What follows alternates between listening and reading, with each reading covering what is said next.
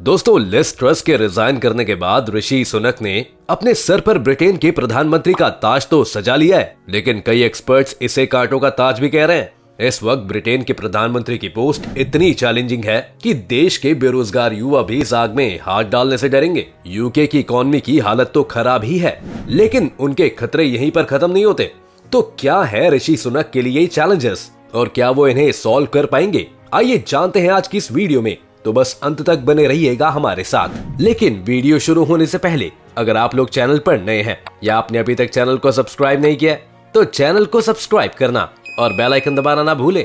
ऋषि सुनक के लिए जो पहला चैलेंज होगा वो होगा यूक्रेन वॉर को लेकर उनका स्टैंड। इस वक्त यूके एक बहुत ही बड़े धर्म संकट में फंसा हुआ है। एक तरफ वो यूक्रेन को सपोर्ट करना चाह रहा है, लेकिन दूसरी तरफ रूस के खिलाफ लगे सैंक्शंस ने उनकी खुद की इकोनॉमी की कमर तोड़ दी है।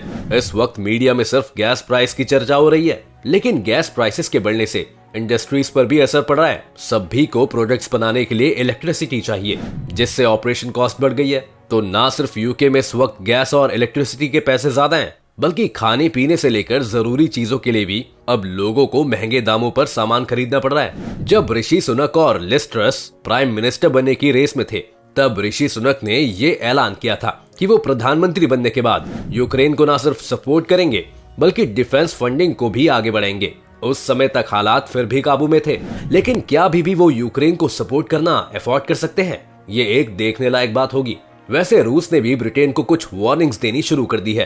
अभी ही कुछ दिनों पहले ब्लैक सी में एक रॉयल एयरफोर्स का प्लेन उस जगह का निरीक्षण करते हुए देखा गया था। इस प्लेन को एक रशियन प्लेन ने फॉलो करना शुरू कर दिया था और इसकी तरफ एक मिसाइल भी दाग दी थी। रूस का कहना था कि मिसाइल गलती से चल गई थी और उनका ब्रिटिश प्लेन को हिट करने का कोई इरादा नहीं था। लेकिन अगर आप पुतिन के बारे में जानते हो तो आपको समझ आ गया होगा कि एक गलती नहीं थी बल्कि एक वार्निंग थी। इसके बाद ब्रिटेन ने डिसाइड किया है कि अब इस तरह के सर्विलेंस प्लेन्स के साथ 2 फाइटर प्लेन्स भी बॉडीगार्ड की तरह भेजे जाएंगे। लेकिन कब तक ब्रिटेन इस वॉर में इस तरह सरवाइव कर पाएगा, ये देखना काफी दिलचस्प होगा। ऋषि सुनक के सामने जो दूसरी प्रॉब्लम है वो है यूके के बॉर्डर से जुड़ी प्रॉब्लम, जिसमें नॉर्दर्न आयरलैंड एक बड़ी परेशानी बना हुआ है। शायद आपको पता ही होगा, यूके के अंडर 4 कंट्रीज आती हैं, इंग्लैंड, स्कॉटलैंड, वेल्स और नॉर्थ आयरलैंड। अब नॉर्थ आयरलैंड और आयरलैंड 2 अलग कंट्रीज हैं। नॉर्थ आयरलैंड यूके का एक हिस्सा है और आयरलैंड नहीं है।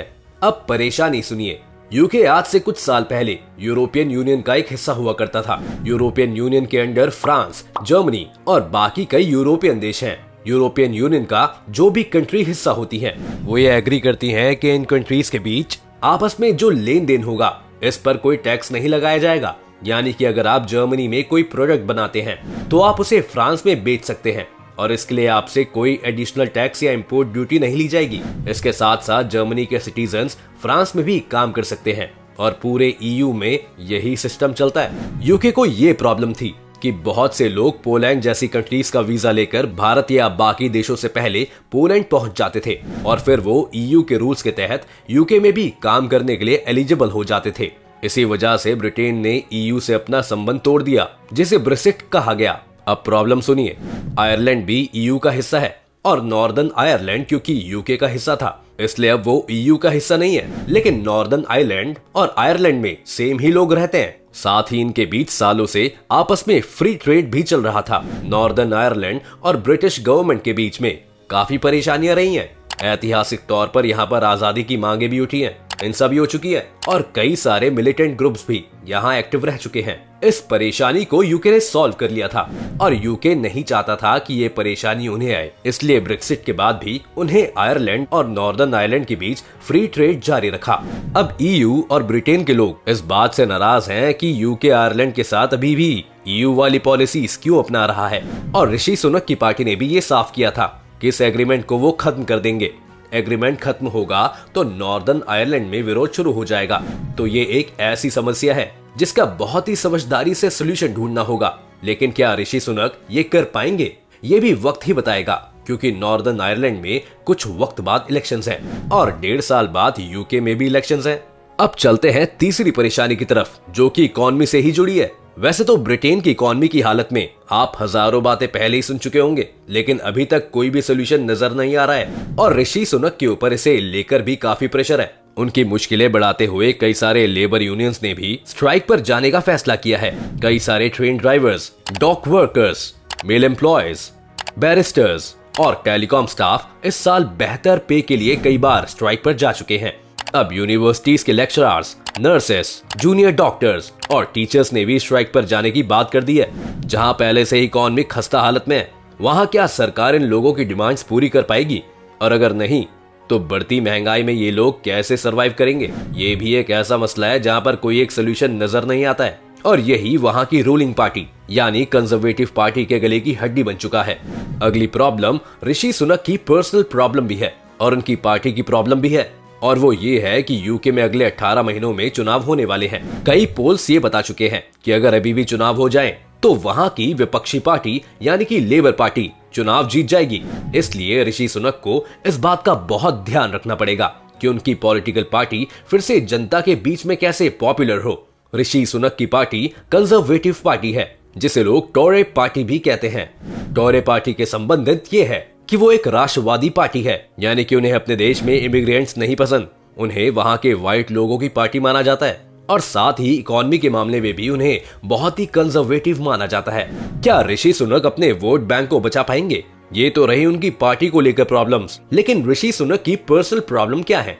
अगर उनकी पार्टी इलेक्शन जीतने की उम्मीद रखती भी है, तो तब भी क्या वो अगले इलेक्शन के बाद प्रधानमंत्री रह पाएंगे? जैसा कि हमने देखा था कि पार्टी के इंटरनल इलेक्शन में ऋषि सुनक हार गए थे, यानी पार्टी का एक बड़ा धड़ उन्हें अपने लीडर के रूप में नहीं देखता है। और ये भारत तो नहीं है कि यहाँ पार्टी वर्कर्स की नहीं सुनी जाए। अब ऐसे में अगर टोरे पार्टी अगर इलेक्शंस में जीत जाती है, तो क्या वो ऋषि सुनक को प्रधानमंत्री के कैंडिडेट के रूप में उतारेंगे?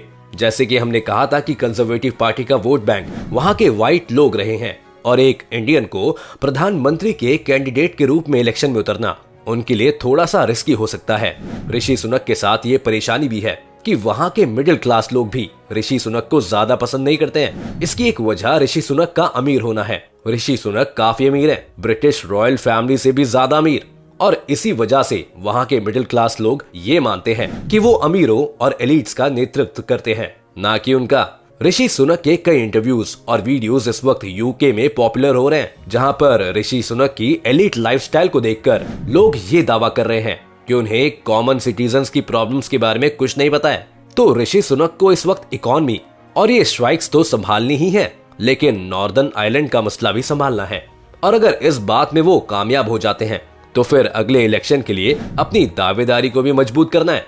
कई पॉलिटिकल एक्सपर्ट्स का ये कहना है कि अगर ऋषि सुनक यूके को इस संकट से उभारने में कामयाब हो जाते हैं, तो शायद इलेक्शन में लोग उनके सपोर्ट में आ जाएंगे, क्योंकि फिर उनका स्टेटस एक हीरो का हो जाएगा। लेकिन ये सिर्फ तभी तक मुमकिन है जब इस चैलेंजिंग टाइम में वो परफॉर्म करके दिखा पाए। आपको क्या लगता है?